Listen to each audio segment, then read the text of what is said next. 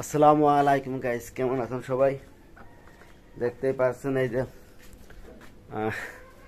কবুতরের ঘরটা এই যে খানা ছিল, ভাঙ্গে পড়ে গেছে। যাই হোক, এখন হচ্ছে আমরা কবুতর হচ্ছে এই ভিতরে দিয়ে দিয়েছি। ওই যে দেখুন, কবুতর ভিতরে দিয়ে দিয়েছি। এখন টেপ দেওয়ার এবং এই করতে হবে। এখন এই যেখানে ময়লাগুলো পরিষ্কার করে, ইনশাল্লাহ ময়লাগুলো পরিষ্কার করার পরে কিন্তু তারপরে আমরা হচ্ছে এখানে হচ্ছে উপরে টিন দিয়ে দেবো। টিন দিয়ে হচ্ছে হাঁসের ঘর তৈরি করে দেবো। আর যেটা হচ্ছে হাঁসের ঘরের উপরে দেওয়ার জন্য যেটা তৈরি করেছিলাম, এই যে এটা মিস্ত্রি ভুলের জন্য এটা হচ্ছে ভেঙে গেছে, এই যে ফেটে গেছে, এটা দেওয়া যাবে না। ইনশাল্লাহ এখন হচ্ছে যে আমরা হচ্ছে যে এই জায়গাটা টিন দিয়ে দেবো। টিন দিয়ে তারপর হচ্ছে যে এর ভিতরে হাঁস রাখবো এবং মুরগির ঘরটা যেটা আছে সেটা আপনাদের দেখায়। ওই জায়গায় হাঁস রাখি, কিন্তু হাঁস হচ্ছে এর ভিতর ধরে না। এই ঘরটা অনেক ছোট হয়ে গেছে, এই যে দেখুন, এই যে মুরগির ঘরটা অনেকটা ছোট হয়ে গেছে। এই জন্য আর কি হচ্ছে যে এই জায়গা মুরগি ধরে না, হাঁস ধরে না। এই জায়গা মুরগি রাখবো এবং আমাকে যে কবুতরের ঘরটা আগে যেখানে ছিল সেখানে কিন্তু কবুতরের ঘরটা দিয়ে দিয়েছি গাইস। এই যে এখানে দিয়ে দিয়েছি। এখানে আস্তে আস্তে করে এদেরকে যে ব্যবস্থা এবং বসার ব্যবস্থা, স্ট্যান্ড এবং এদের হচ্ছে যে খাবারের পাত্র এটসেট্রা যাবতীয় জিনিস সবকিছু আস্তে আস্তে তৈরি করে দেবো। এদেরকে তো ফিট খাবার দিয়েছি। চলুন আমরা দেখি এরা কি করতেছে। এই যে দেখুন, এক পিস কবুতর অসুস্থ আছে ওখানে, ওইটা বমি করতেছে, ওটারে ওষুধ খাওয়াবানে। এই যেটা স্টানে পাশ যাই হোক বইছে। এই যে দেখুন, এদের যে ফিট খাবার দিয়েছিলাম কিছু খাইছে। এখন হলো কবুতর মোট হচ্ছে মূলত 8 পিস আছে। এই 8 পিস কবুতরকে ইনশাল্লাহ 8 পিস থেকেই অনেকগুলো বানাবো। সেটা একটা প্রোগ্রাম ইনশাল্লাহ আমার আছে যে এই 8 পিস কবুতর থেকে অনেকগুলো বানাবো।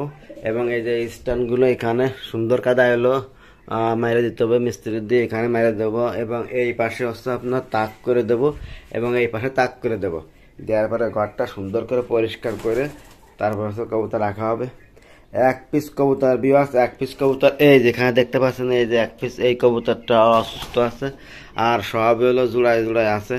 এদের যদি ডিমে তা দিয়ে দেওয়া হয় তাহলে এরা কিন্তু এখানে ডিম পারবে। আমার মনে হয় 100% এখানে ডিম পারবে।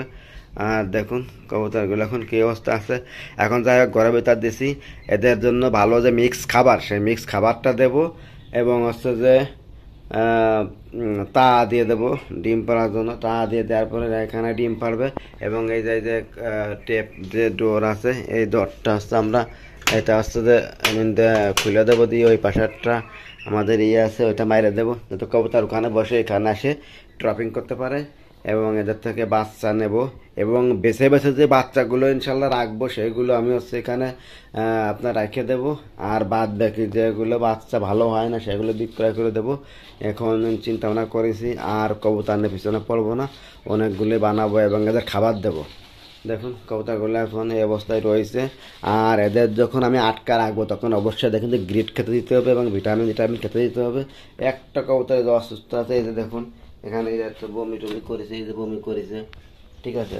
তারপরে ও কবুতরটা দেখি সুস্থ হয় না এবং রাত্রি আমি ওকে ওই দোকানে উঠিছে, তারপরে ওরা ঠোকাচ্ছে সবাই দেখুন, ও অসুস্থ হলে সবাই ঠোকাচ্ছে। এখন আসছে ইনশাল্লাহ। যাই হোক, ওকে হলো আজকে সিপ্রোফ্লক্সাসিন একটা ট্যাবলেট কিনে নিয়ে এসে 10টা ভাগ করে ওরা খাওয়াবো এবং এর সাথে আর একটা ওষুধও খাওয়াবো, অ্যামোডিস বা অ্যামোডিস নিয়ে আসবো। নিয়ে আসে ওরা ভাঙ্গে খাওয়াবো না, দেখি ও সুস্থ হয় নাই। যাই হোক, সবগুলো খাওয়াবো না। আর ঘরটা পেশা করতে কিন্তু পোলট্রিতে খাবার দিছি, কবুতর আসলে খাইছে কম। তারপর দেখা যাক ভিউয়ার্স কীরকম হয়।